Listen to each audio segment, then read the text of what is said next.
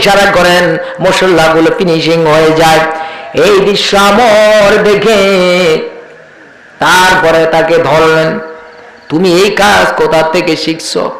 কি হয়েছে বাদশা, কি হয়েছে বলো? তুমি আজকে এতজনের কাজ একা কিভাবে করলাম? বলে এই কথা বলা যাবে না, সময় যেদিন আসবে সেদিন অবশ্যই জানতে পারবে।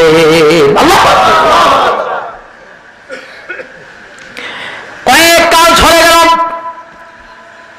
এবার বাদশা শিকার উদ্দেশ্য বলে রওনা দিলেন। আর বাদশা হারুন রশিদের পুত্রকে তার ছিলেন না, পরিচয় দেন না। ওই যুবকের কথা ওনার মাথার মধ্যে রাখলেন, আবার যদি দেখা হয়ে যেত। এবার শিকার করতে করতে শরীরের পরিণের পিছে তাড়া করতে করতে গভীর জঙ্গলে ঢুকে গেলেন।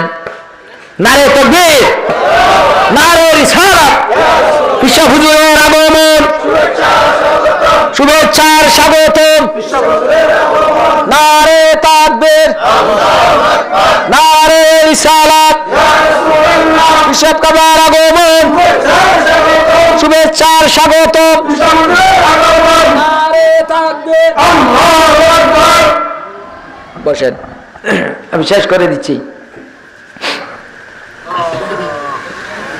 তারপরে বাদশা দেখলেন বিশাল একটা মানুষ শুয়ে রয়েছে, তার আশেপাশে অনেক পশু পাখি চতুর্দিকে তাকে পাহারা দিতেছে। বলেন সুবহানাল্লাহ।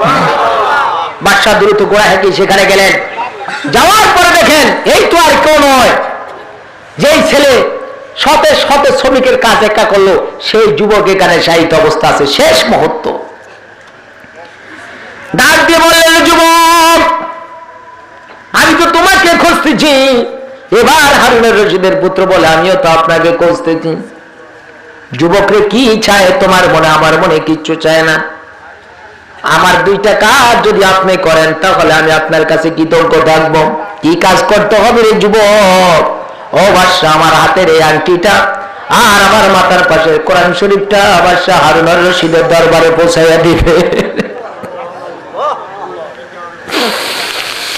যুবকরে আমি তোমার সব কাজ করব। আমার কিছু প্রশ্ন আছে। আমার কাজ করে যে তুমি আমার অন্তরের মধ্যে কৌতূহল সৃষ্টি করে দিছো, সেটা পরিধান করতে হবে। কি করতে হবে বাদশা? তুমি আমাকে বলো এই শক্তি তুমি কোথা থেকে হাসিল করলা? হাত দিয়ে ইশারা দিলে সারিবদ্ধ ভাবে লেগে যেত, মশলাগুলো আবার ফিনিশিং হয়ে যেত। আপনি কি আমাকে চিনেন? না, আমি তোমাকে চিনি না। আমাকে চিনবেন এই আংটি আর কোরআন যদি বাদশা হারুনের রশিদের দরবারে পৌঁছায় দেন, তারপরে পরিচয় শুনতে পারবেন। ঠিক আছে, আমি পৌঁছে দিব। তুমি কিভাবে এটা হাসিল করছো? বলে, বাদশা রে, আপনি তো এই রাজ্যের বাদশা, আমি এর চেয়ে বড় বাদশাহী ত্যাগ করে ওই বাদশার গোলামে পরিণত হয়ে গেছি। আমার কাজ ছিল নামাজের মুসল্লায় দাঁড়িয়ে আর নামাজ পড়তাম আর কোরআন তেলাওয়াত করতাম, আর আমার আল্লাহর প্রেমে নবীর প্রেমে উদ্ভাসিত হয়ে চোখের পানি বিসর্জন দিতাম। সেই জন্য আল্লাহ আমাকে ভালোবাসলো, আর ভালোবেসে আমি আল্লাহর এত নৈকট্য হাসিল করেছি, আমি যা করতাম যা চাইতাম আমার আল্লাহ সব করে দিতে। আল্লাহু আকবার, তাকবীর, আল্লাহু আকবার, রিসালাত, কাউসিয়া, আল্লাহ বাবুর বাবার আরিফিন সাহেব জিন্দাবাদ। বাবার আমার আল্লাহ মাল্লাহুল মাওলা ফালাহুল কুল। আজ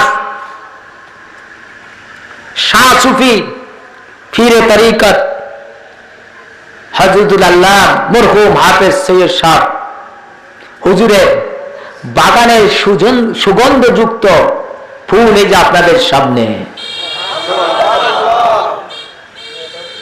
শুয়ে গেলেন নিজের জন্মভূমি রেখে এখানে এসে, তাই না? জোরে বলেন, তাই কি না? নিজে কিচ্ছু চান নাই, নিজের বাড়িও চাইলেন না, সম্পদও চাইলেন না, কোরআনকে ভালোবেসে নিজের জান মাল সব কিছু দিয়ে এখানে শায়িত হয়ে রইলেন। এই অসমাপ্ত বাগানকে আবার পুনরায় সাজানোর জন্য আপনারা রাজি আছেন কিনা? জোরে বলেন, রাজি আছেন কিনা? রাত্র অনেক হয়ে গেছে, আমাদের শুধু চাঁদপুর যেতে হবে, সেই জন্য আমি আপনাদেরকে বেশি ডিস্টার্ব করবো না। আল্লাহকে ভালোবাসেন কিনা? আল্লাহর হাবিবকে ভালোবাসেন কিনা? কোরআনকে ভালোবাসেন কিনা? মাদ্রাসা ভালোবাসেন কিনা? এইখানে মাদ্রাসা চালু হোক। আপনারা কারা কারা অন্তরের থেকে চান একটু হাত তুলে দেখেন।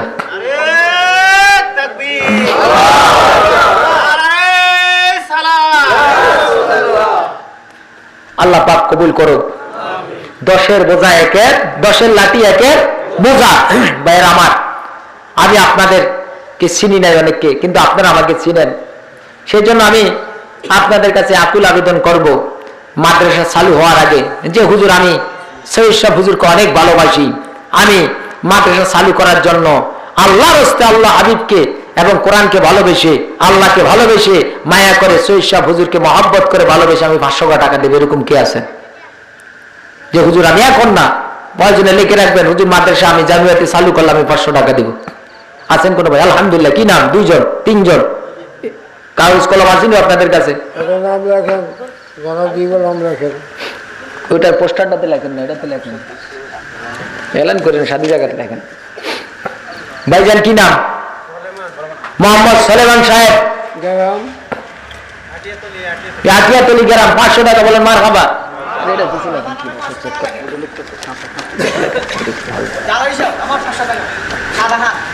ভাইজানের লেখা।